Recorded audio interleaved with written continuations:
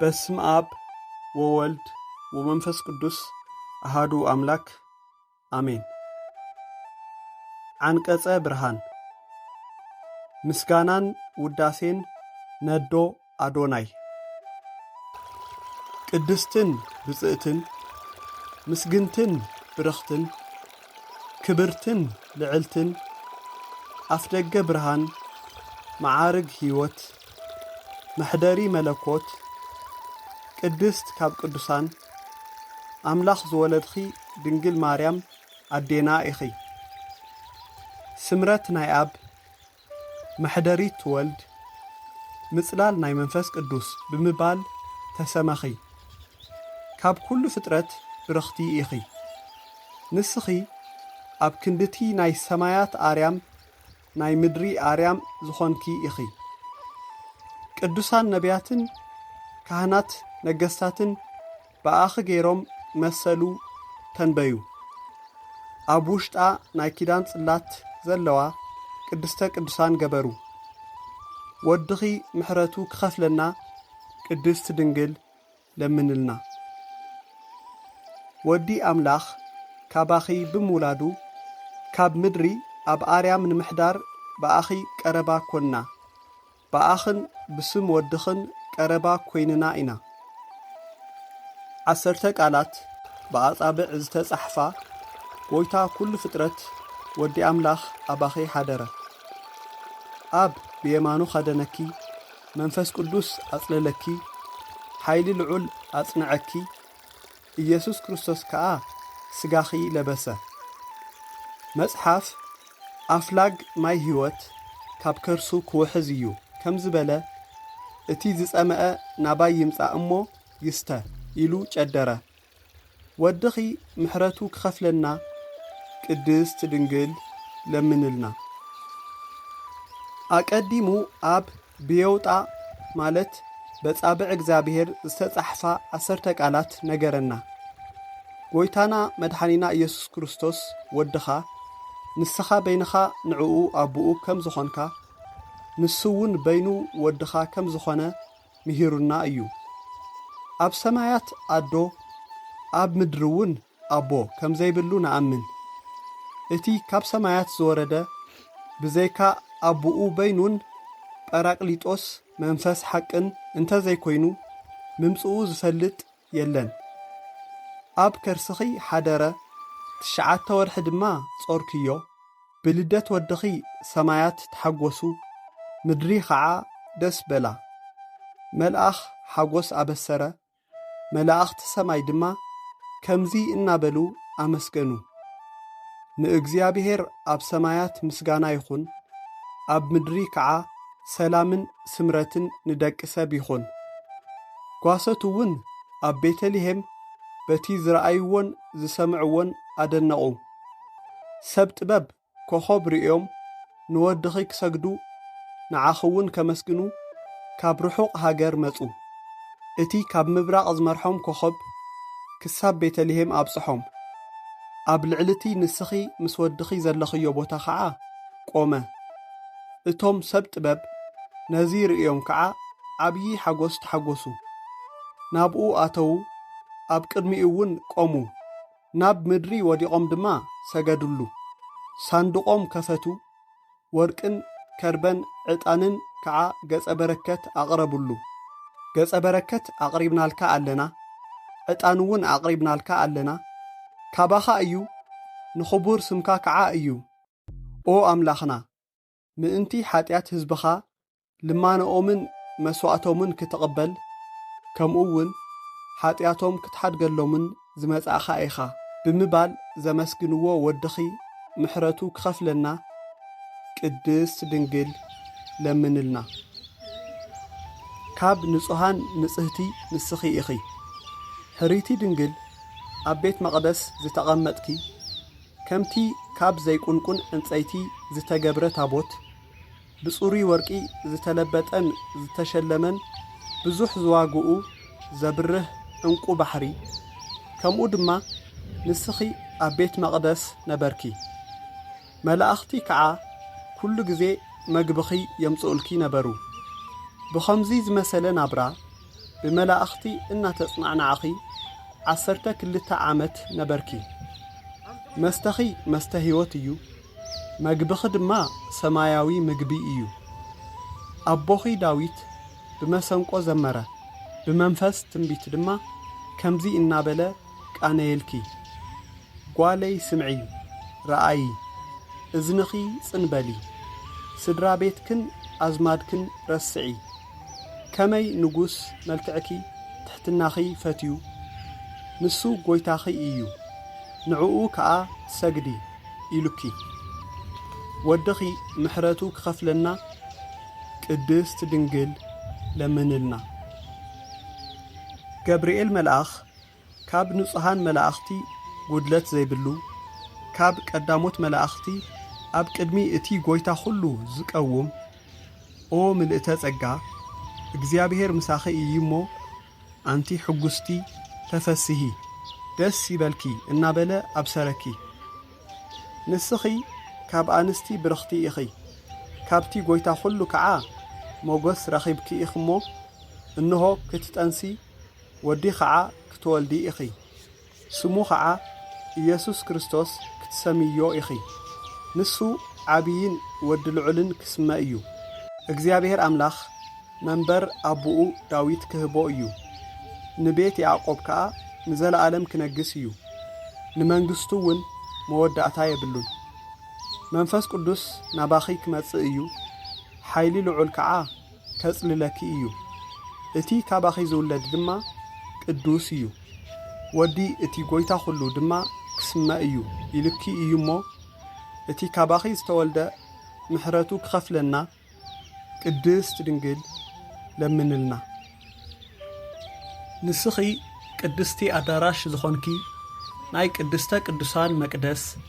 ናይ ብርሃን መጋረጃ ዘይምርመር መንበር ምስጋና ኢኺ ኦ ቅድስቲ ማርያም በመቅደስ ቅዱሳን ንምስለኪ ከምዚ ኢልና ምምሳልና ድማ ስለቲ ናባኺ ዝመጸ ቅዱስ መንፈስን ዘጽለለኪ ሓይሊ ልዑልን ኢና መጋረጃ ብርሃን ምባልና ድማ ቃል አብ ኢየሱስ ክርስቶስ አብ ከርስኺ ስለዝሓደረ ኢና ናይ ልዑላን ጎይታ መላእኽትን ሊቃነ መላእኽትን መናብርትን ስልጣናትን አጋእዝትን ሓያላትን ሊቃናትን ሞካንንትን ዘመስግንዎ እዩ ወድኺ አብ ምድሪ አብ መብልዕ ማል ምስ ወለድኪ ብዙሕ አዒንቲ ዘለዎም ኪሩቤልን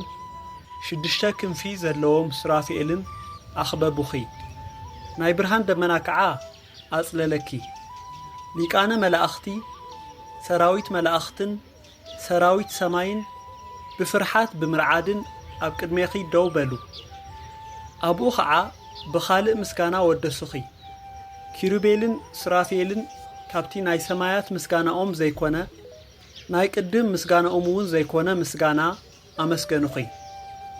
እቲ ንኹሉ ፍጥረት ዝምግብ ጎይቶኦም ኣብ ሕቑፍኺ ተሓፊቑ ምስ ረአዩ ኣብ ማርያም ደለይዎ ኣብኡ ከዓ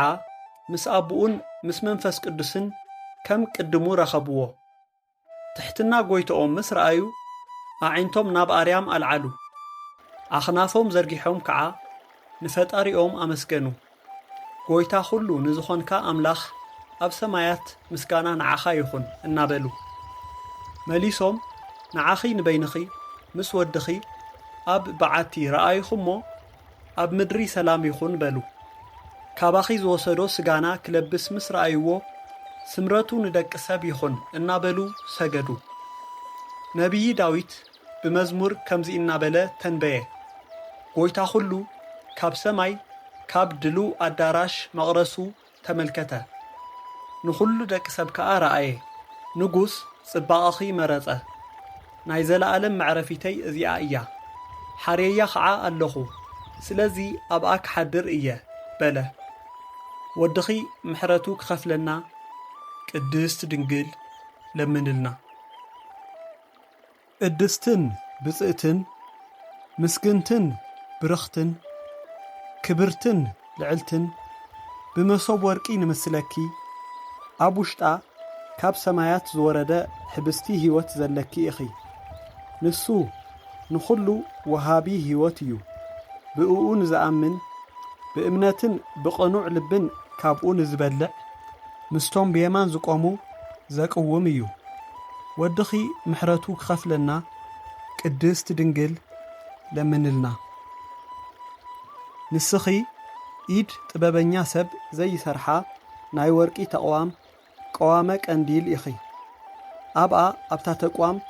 መብራህቲ ኣየብርሁን እዮም። እንታይ ደኣ ናይ ኣብ ብርሃን ባዕሉ እዩ። ካብ ብርሃን ዝተረኸበ ብርሃን ናባኺ መጸ፣ ኣባኺ ኸዓ ተቐመጠ። ብመለኮቱ ድማ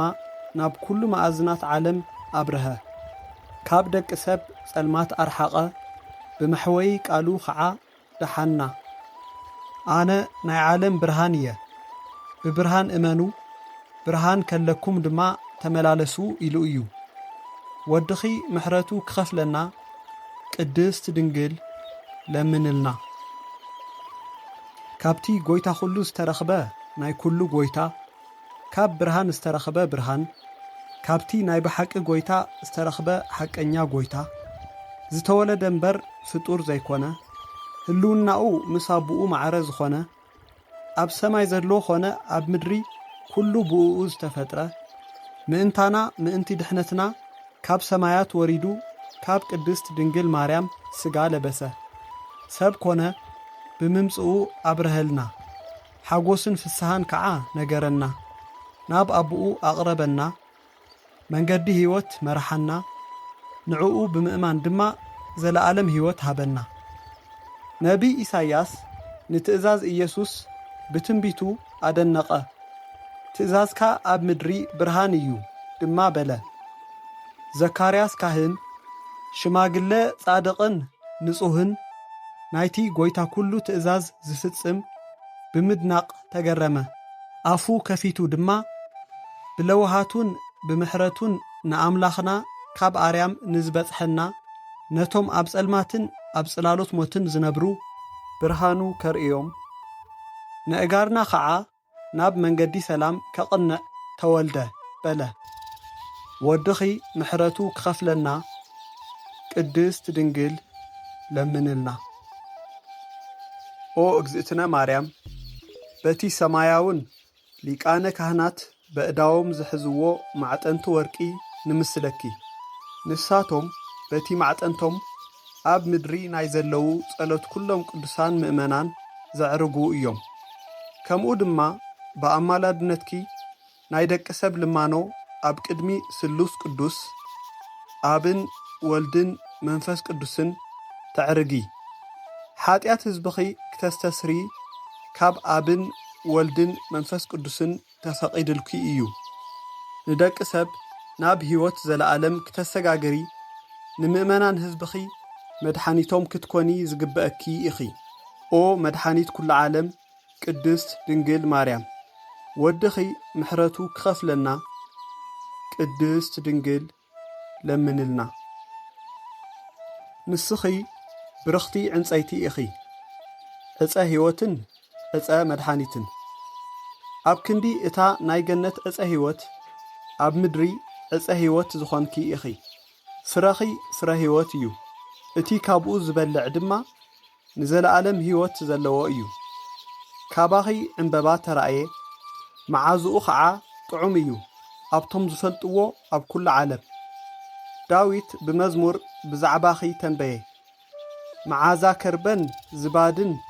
ሰሊሆትን ካብ ዝልባስኪ እዩ እናበለ። ሰሎሞን ኣቦኹውን ተንበየ ከምዚ ኸዓ በለ፣ መዓዛ ኣፍንጫኺ ከም መዓዛ ዕጣን፣ ዝተሓጽረት ናይ ኣታኽልቲ ቦታ፣ ሓፍተይ መርዓት፣ ዝተሓጽረት ገነት፣ ዝተኸድነት ዒላ መንገድኺ፣ ሽታ ምስ ፍረ ኣቅማሕ፣ ቆዕ ምስ ናርዶስ፣ ናርዶስ ምስ መጽሪ፣ ቀጺመታትን ቀናንሞስን ምስ ኩሉ ዕንፀይቲ ሊባኖስ፣ ከርበን ዓልወን ምስ ኩሉ ዝበለጸ ጨናታት፣ ዛራ ገነት፣ ዒላ ማይ ሕይወት ካብ ሊባኖስ ዝውሕዝ በለኪ። ወድኺ ምሕረቱ ክኸፍለና ቅድስት ድንግል ለምንልና። ናይ ኣሮን በትሪ ከይተኸልዋን ማይ ከየስተይዋን ኣብ ቤት መቕደስ ጸዲቓ ዝተረኽበት እሞ ድሉቲ ዝኾነትን ዋናኣ ንክህነት ከም ዝተመርጸ ዘርአየት ንስኺ ድማ ከምኣ ኣብ ቤት መቕደስ ብቕድስናን ብንጽህናን ነበርኪ ብኽብርን ብዓብዪ ፍስሓን ከዓ ካብ ቤት መቕደስ ወጻእኺ ካባኺ ድማ ናይ ብሓቂ ፍረ ሕይወት ዝኾነ ጐይታና መድኃኒና ኢየሱስ ክርስቶስ ተወልደ ኦ ቅድስቲ ከምቲ ካብ መልኣኽ ዝተረዳእኽዮ ብዘይ ሩካቤ ወዲ ረኸብኪ መንፈስ ቅዱስ ናባኺ ክመጽእ እዩ ሓይሊ ልዑል እውን ከጽልለኪ እዩ በለኪ ወድኺ ምሕረቱ ክኸፍለና ቅድስት ድንግል ለምንልና ንሰብኡትን ኣንስትን ኣገልገልትኺ ብስም ወድኺ ንዝኣመንና ናብ ወድኺ ክተማልድልና ይግባኣኪ እዩ ኦ ምልእተ ጸጋ ኦ ምውሓዝ ፍስሓ ካብ ኪሩቤል ብዙሕ ዘዒንቶም ካብ ሱራፌኤል 6 ዘኽናፎም ኣጸቢቑ ዝዓበየ ግርማ መልክዕ ኣለኪ ንሳቶም ካብ መለኮት ወድኺ ዝመጽእ እሳት ምእንቲ ክድሕኑ ገጾምን እግሮምን ብኣርኣያ ትእምርተ መስቀል ይሽፍኑ ንስኺ ግና ንመለኮት መሕደሪት ኮንኪ እሳተ መለኮት ከዓ ኣየቃጸለክን ነበልባላዊ ሓዊ ተሰኪምኪ ነበልባል መለኮት ከዓ ኣየንደደክን በታ ሙሴ ብነበልባል ሓዊ ተኸቢባ እሞ ቆጽላ ከዓ ዘይተቓጸለ ዝረኣያ ዕጸብ ኣጦስ ተመሰልኪ ከምኡ ድማ ጐይታ ሓያላን ኵለንተንኡ ፍጹም እሳት ዝኾነ ንዓኺ ኣየቃጸለክን ንስኺ ናይ ብሓቂ ንኹሉ ወገን ክርስቲያን መመክሒት ኢኺ ብኣኺ ድማ ካብ ምድሪ ናብ ኣርያም ቀረባ ኮንና እዚ ከዓ ወዲ ኣምላኽ ካባኺ ብምውላዱ እዩ ንነፍሳትና ሕይወት እትልምኒ ነቶም ብጸሎትኪ ዝኣምኑ ጸጋዊት ምሕረት ኢኺ ናብ ጐይታና መድኃኒና ኢየሱስ ክርስቶስ ለምንልና ንዕኡን ነብኡን ንመንፈስ ቅዱስን ብምእማን ብቕንዕቲ ሃይማኖት ከጽንዓና ምሕረቱን ይቕረይታኡን ክህበና ብበዝሒ ምሕረቱ ኃጢኣትና ክሓድገልና ለምንልና ኦ ወላዲት ጐይታ ኹሉ ምስጋና ይኹንኪ ንኣብን ንወልድን ንመንፈስ ቅዱስን ክብርን ምስጋናን ሎምን ኩሉ ሳዕን ንዘለዓለም ይኹን ኣሜን ወድኺ ምሕረቱ ክኸፍለና ቅድስት ድንግል ለምንልና